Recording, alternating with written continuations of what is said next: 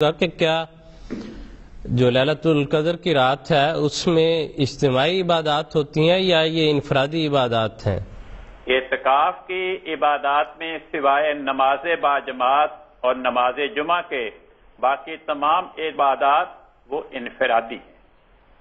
جی ٹھیک ہے۔ اور کیا حدیث یا سنت نبوی میں صلی اللہ علیہ وسلم میں ہمیں ایسے کوئی واقعات ملتے ہیں کہ حضور نے لیلۃ القدر کے حوالے سے یا صحابہ کرام نے کوئی ایسے خصوصی اجتماعات کیے ہوں یا دعائیں کی ہوں؟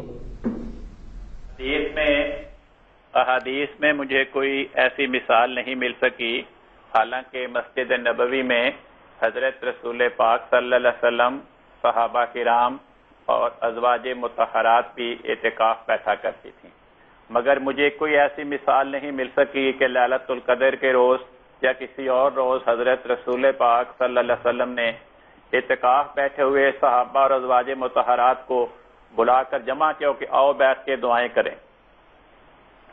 جی ٹھیک ہے، بہت شکریہ، جزاکم اللہ۔